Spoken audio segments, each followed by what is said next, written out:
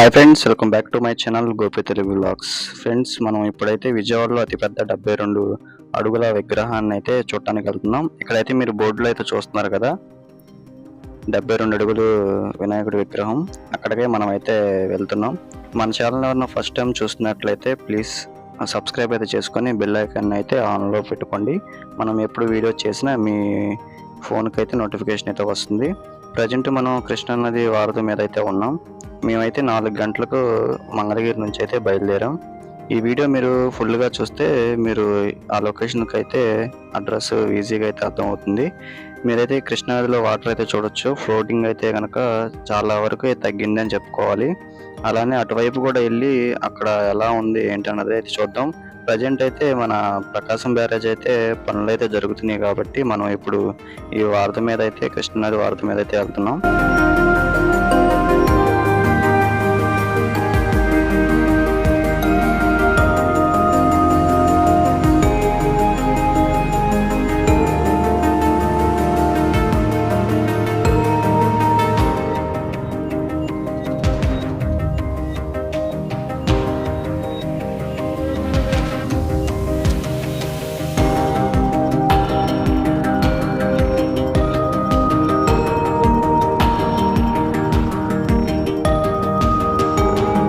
ఇప్పుడు మనం Vijayawada bus stand దగ్గర అయితే ఉన్నాం.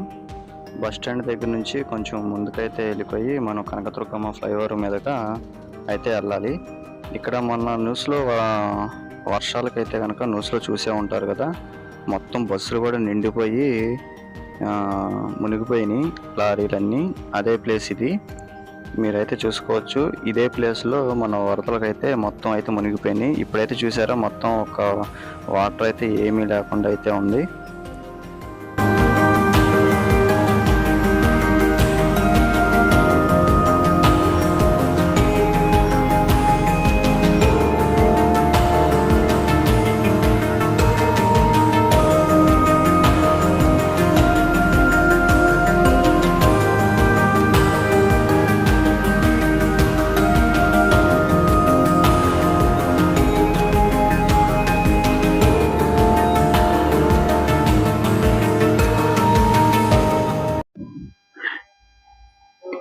చూసారా, వాటర్ అయితే పర్లేదు, బాగానే అయితే ఉన్నాయి. గేట్లు కూడా అన్ని ఓపెన్ అయితే చేశారు.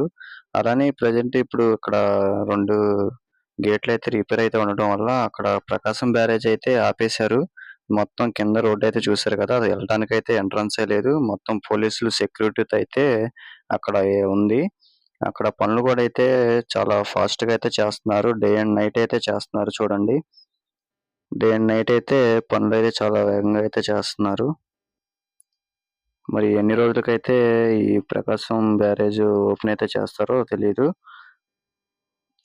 ఆ షిప్లు కూడా చూసారా, 2 షిప్లు అయితే ఆ గేట్లకి అయితే గుద్దుకోవటం వల్ల ఆ 2 గేట్లు ఇరిగిపోవటం జరిగింది. వాటికి అని చెప్పి ఇంకా నైట్ ఈ రోడ్డు మొత్తం ఆపేసి చాలా వేగంగా చేస్తున్నారు. ఈ కనకదుర్గమ్మ ఫ్లైఓవర్ మీదుగా కొంచెం ముందుకెళ్ళిపోతే భవానీపురం, అందరికి ఐడియానే ఉంటది కదా. ఆ భవానీపురం నుంచి డౌన్లోకి వెళ్ళంగానే ఫస్ట్ సిగ్నల్ ఉంటది. ఆ సిగ్నల్ దగ్గర నుంచి మనం అయితే రైట్ కి తీసుకొని సితారా సెంటర్ అని వస్తుంది, చూస్తున్నారు కదా. ఈ సిగ్నల్ నుంచి మనం అయితే స్ట్రైట్ కి అయితే వెళ్ళాలి. స్ట్రైట్ కి వెళ్ళిపోయిన తర్వాత మనం రైట్ సైడ్ అయితే తీసుకుంటే మీకు ఆ ప్లేస్ అయితే గ్రౌండ్ అయితే ఉంటది. ఆ గ్రౌండ్ లోనే 72 అడుగుల అతిపెద్ద వినాయకుడిని పెట్టారు. చూడండి, ఇంకొంచెం ముందుకైతే వెళ్ళిపోతే మీకైతే ఈ ప్లేస్ అయితే అర్థమవుతుంది.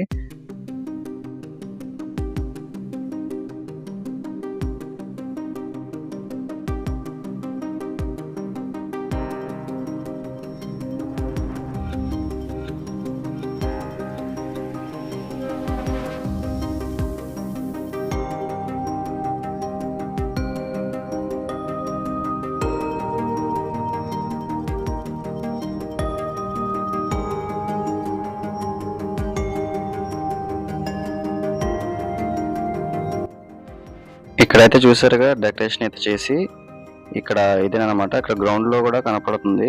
ఇది లైటింగ్ డెకరేషన్ అయితే చూడటానికి చాలా బాగుంది, బాగా చేశారు.